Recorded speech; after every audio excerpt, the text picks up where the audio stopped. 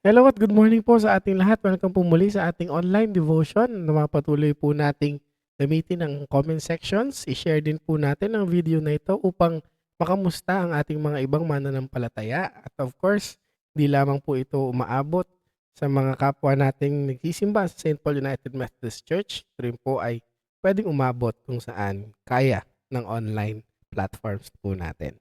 Yan po, our devotion this morning comes from the Second Thessalonians chapter 3.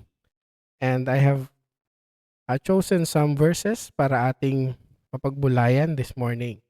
And of course, this passage is where Paul speaks not to perfect people, but to a community wrestling with fear, discouragement, and exhaustion. Before we reflect, let us read the selected verses that captures the heart of Paul's message. I would read verse 7. For you yourselves know how you ought to imitate us, because we were not idle when we were with you. Verse 11. We hear that some among you walk in idleness, not busy at work, but busy bodies. Verse 13. As for you, brothers and sisters, do not grow weary in doing good. May the Lord God add God's blessing upon the reading of God's holy word. The Thessalonian church was not lazy. Siguro when we have read or when you have heard this text, there's the word idleness. And this church was not lazy, but they were discouraged. They were confused by false teaching. They were unsettled by persecution and emotionally drained from waiting for Christ's return without clarity. And of course, in this time, alam po natin yung timeline ng ating early church. It is that malapit pa sila nung sa time na namatay si Jesucristo. At of course, yung Pentecost time, mas malapit din sila nun. And of course, sila na malapit sa time na yun, they were expecting that Jesus Christ would return immediately. And that's a question for us too. Paano rin tayo naghihintay sa pagbalik ng ating Diyos? Paul writes as a pastor who understands human limits. He knows that when people are tired, disorientation can look like idleness, and weariness can feel like failure. Paul's message is therefore, it's not be strong or else. It's not parang binibigyan tayo ng choice or parang pinupush tayo or tinatakot tayo. Be strong or else. Yan. But it is about remember your purpose even in your weakness. In translation, hindi ka pinipilit ni Paul na maging superhuman. Inaanyayahan ka niya na manatiling tapat kahit sa gitna ng pagod at mabigat na loob. Yan, no? Paul would acknowledge our being human. And siguro, if you look at your mirror today, nakita mo yung sarili, of course, do you see a superhuman? Do you see, ano ba, Superman? Do you see yourself as Captain America? Do you see yourself as Batman? Ano ba? Sino pa ba mga superhuman ang kilala natin? But of course, our Bible, our biblical truth, must see us as human beings. And of course, ang Bible natin doesn't only talks about people who are great. Our Bible talks about people who are struggling. And this is the message of the text. Imitate disciplined faith from the verse 7. It is not about perfection. It is about direction. Paul invites the community to follow steady rhythms of life that keep the soul anchored. Ano ba yung mga rhythm natin? I know St. Paul is a very good or very musically inclined church. No? Alam natin yung rhythm. And if you fall out of rhythm, diba? Sometimes there's disorientation. And of course, if we have direction, Paul wants us to have that rhythm so that we can continue and achieve our farthest or furthest destination. Number 2, guard the heart from unproductive withdrawal. Paul understands that discouragement can paralyze. Kapag masyadong mabigat ang dinadala, minsan hindi na gumagalaw ang tao. He speaks to that condition gently but firmly. I, I as one who have been experiencing most of the struggles of my life at this age, no. Minsan if you really are discouraged, minsan kulang yung pera mo or minsan you have made a bad financial decision, parang ang hirap ng kumilos. Ang hirap ng magbukas ng wallet, 'di ba?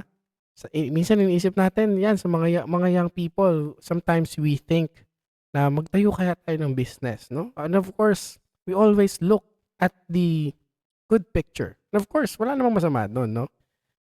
But in life, there will be problems happen. Hindi naman lahat is good case scenario. And if we face ourselves at tinignan natin yung kalagayan natin, ano ba dapat nating gawin? No? Sometimes, if we feel we are doing wrong, minsan yung plano natin hindi nasusunod, nakaka-paralyze talaga. Pero pinapaalala sa atin, gumalaw tayo. Let us continue to move. Yun ang paalala po sa atin. Number 3, do not grow weary in doing good. Weary. No? This is not a simplistic command. Paul understands that fatigue is real, that goodness sometimes feels costly, and that perseverance is not automatic.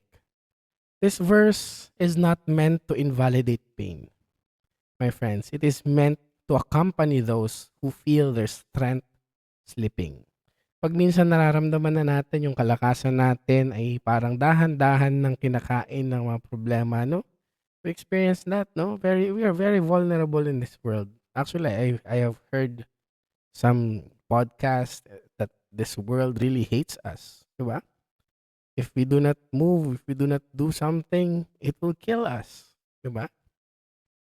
And of course, in our context, tignan po natin, many Filipinos do not struggle because they lack discipline. Mga Pilipino, mga disiplinado pa yan eh. But of course, that would be debatable kung sino ang kaharap natin. No? But generally, I would say Filipinos are disciplined people. Prove me wrong, please. Yan. They struggle because life is heavier than they can name. Ulitin ko yan. They struggle because life is heavier than they can name. What we see in this life is very real. People carrying family burdens quietly, workers stretched thin by economic pressures, individuals navigating grief, conflict, or exhaustion, believers doing their best, but they would feel unseen or unsupported. That is why Paul's words must be heard with tenderness. For many, doing good is not easy. It is costly. Bakit ko po sinasabi yun, no? This verse is a very simple verse. Pwede ko na lang sabihin na just do good. And tapos na yun. God will be happy about it. Pwedeng ganun eh. But I would want us to recognize that in our lives, in ourselves, even in our past lives, even nakapag-champion na tayo, if we have been successful in the struggles of our lives, look back to your life. Was it straight? Was it not bumpy? Diba? And sometimes, tignan po natin that struggles are internal. Sabi nga natin, no? Lord, alam ko namang tama ang paggawa ng mabuti. Pero minsan, Lord, napapagod na ako. Paul does not dismiss that. Instead, he points to a truth deeper than emotional capacity. Goodness is not sustained by our strength alone. Faithfulness grows slowly, often in pain. God honors even the smallest act done through trembling hands.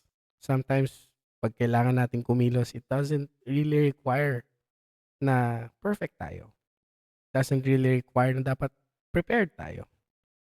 But sometimes, God acknowledges our efforts, our actions, even if we are not sure. Kung hindi mo kayang maging malakas, sapat na sa Diyos na hindi ka sumusuko. Okay na yun sa Lord. Huwag ka lang sumuko, lumabang ka. Paul is not giving a slogan. He is giving a promise. Your goodness is seen by God even when it is quiet, fragile, and difficult. So let us be clear about this, my friends. Paul's command assumes weakness. It assumes days when you can barely keep going. May mga araw na hindi ka o hirap ka nang magpatuloy.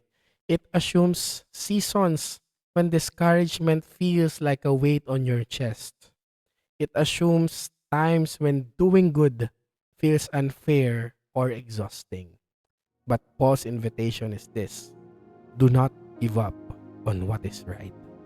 Not because you are strong, but because God is present even in your weakness. Faithfulness does not mean always feeling capable. It means choosing goodness even while acknowledging your limits. Sabihin mo sa Diyos, pagod ako, pero hindi ako aalis. At ang Diyos ang magpapatatag sa iyo. This is not triumphalism, my friends. It is honest discipleship. So of course, my friends, I hope you have learned something today, and I believe you have reflected through these words, and if you have more questions, prayer requests, I believe our church is very open with that. Just message your pastors, message your lay leaders, and I believe they would offer their sincerest prayer and companionship to you. So let us close this with a word of prayer. Let us pray. Dear Lord, Heavenly Creator God, once again, we come to your presence. Kami, Panginoon, ay lumalapit na may pasasalamat sa aming mga puso. Pasasalamat hindi dahil nagtatagumpay kami sa aming mga ginagawa, kundi ikaw ang nagpapatagumpay sa aming mga ginagawa. Panginoon, alam po namin na ang mundong kinabibilangan namin ay isang masakit, malungkot na mundo. Maaring ang aming mga kapwa ay hindi rin kami naiintindihan kaya't nagkakaroon ng conflict sa aming mga buhay. Nawa Panginoon, ikaw ang pumagitna sa aming mga gawain, sa aming mga buhay. Nawa sa araw-araw naming paglapit sa iyo, makita mo ang aming mga puso na handang magsilbi, makinig sa iyong pagmamahal. Nawa Panginoon, sa lahat ng patuloy na kumikilos sa iyong ubasan ay patuloy mong palakasin. Maaari, Panginoon, we are experiencing financial drought, we are experiencing emotional drain, we are experiencing mental breakdowns. Nawa sa oras na ito, use your healing hands, not to make us perfect, but to replenish us with your Holy Spirit. Maraming salamat, Panginoon. Ito ang aming pasasalamat sa iyong pagmamahal na ibinigay sa amin. Lamang po ang aming samot panalangin sa pangalan ni Jesus. Amen at Amen.